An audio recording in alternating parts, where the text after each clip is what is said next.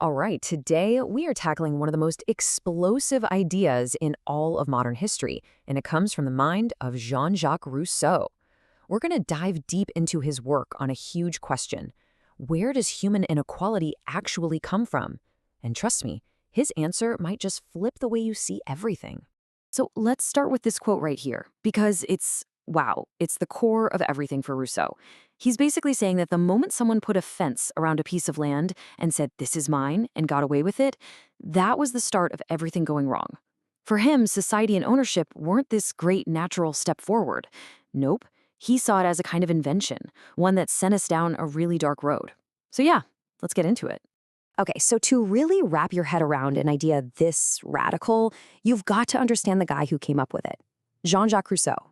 Now, he was an Enlightenment thinker, sure, but he was a total contrarian. He was the odd one out. While all his buddies were celebrating progress, Rousseau was the one in the corner asking, hey, is any of this actually making us better people? Yeah, I mean, you had guys like Voltaire who were all about reason and science and the arts. They thought these things were lifting humanity up. But Rousseau? He looked at the same things and saw the exact opposite. He argued that they were actually causing our moral decay.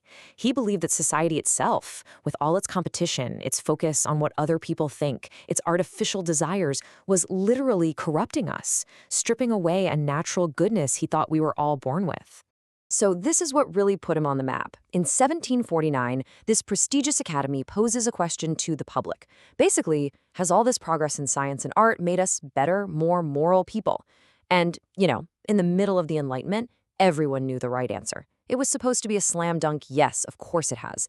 But Rousseau, well, he was about to drop a philosophical bombshell. And his answer was a loud, shocking no. He argued that what everyone was calling progress was actually a story of decay and corruption. And get this, he won the contest. This made him famous almost overnight for being this rebellious countercultural voice.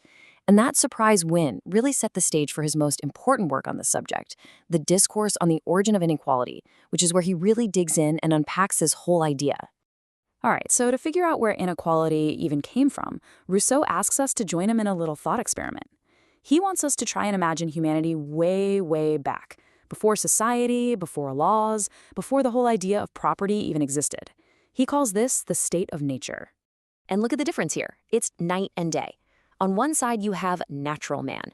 For Rousseau, this person is simple, solitary. They're driven by just two basic things. One, the instinct to survive, and two, and this is key, a natural feeling of pity for others who are suffering. That's it. They're totally free because they're not obsessed with what anyone else thinks of them. But then you have social man. This person is a mess of pride and envy. They're driven by what Rousseau called amour propre, which is this really unhealthy kind of pride that's all about comparing yourself to others and needing their approval. It's the source of vanity, jealousy, all that stuff. So, the billion-dollar question is, how on earth did we get from point A to point B? How did this simple, free, natural man turn into the anxious, insecure social man we know today? Well, Rousseau says it didn't happen overnight. It was a process, a series of steps that began with what he calls the first revolution. This was the first domino to fall. It starts simply enough. People form families, build huts, and start living near each other in little communities. And as soon as they start hanging out, what do? They start looking at each other. They start comparing. Who's the strongest? Who's the best dancer? Who's the best looking? And right there, that's the birth of comparison. For the first time ever, what other people thought of you actually mattered. Public esteem became a thing. And boom, out comes vanity, shame, envy, the whole shebang. But look, this early social stuff, the jealousy, the pride, that was just the warm-up act. The next stage, according to Rousseau, was the real game changer. This was the point of no return, the true catastrophe for human freedom. And it all came down to two major technological breakthroughs, metallurgy and agriculture. Think about it. Ironworking gives you strong tools, like plows. Agriculture lets you use those plows to grow way more food than you need. And for the first time in human history, you have a surplus. You have leftovers. And that simple fact, having more than you need, led directly to a brand new and, in Rousseau's view, a totally devastating idea: private property. Okay, so this is where the big deception happens. The land gets divided up. You have a new class of people, the rich, who own a lot, and another class, the poor, who own nothing. This creates conflict. So what do the rich do? They come up with a brilliant plan. They propose creating a government with laws to protect everyone. But here's the kicker, the crucial point for Rousseau. He says this whole thing was a scam. The state wasn't created for justice or fairness for all. It was a clever trick by the rich to protect their own stuff from the poor. It was a way to make their wealth legitimate and lock in this new unequal system forever. And this quote just says it all, doesn't it? They all ran headlong to their chains in hopes of securing their liberty. It's so powerful because it captures the tragedy of it all. The poor, the powerless, they actually ran towards this new system of laws. They thought it would protect them, that it would guarantee their freedom. But in reality, they were just locking the shackles on themselves. They traded away their real, natural freedom for a system that just made their oppression permanent and, even worse, legal. So, as you can probably imagine, these ideas were absolutely explosive back in 18th century Europe. I mean, think about it. He was questioning the very foundation of society, the monarchy, the wealthy landowners, the whole system. This wasn't just philosophy. This was handing revolutionary fuel to people who were ready to burn the old world down.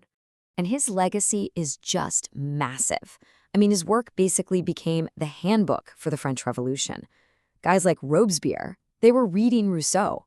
They believed they were putting his ideas into action, tearing down an illegitimate government to build a new one based on the will of the people. And it doesn't stop there. His fundamental challenge to the idea that progress is always good, his questions about inequality, these are the very same questions we're still wrestling with today in our own debates about society, politics, and what it even means to be free. Which brings us to a final, pretty unsettling question to think about.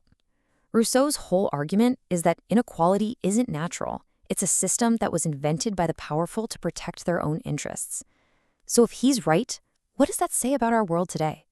Are the systems we live in now really designed for everyone's freedom? Or are we just maybe still running toward chains that we've been taught to see as protection?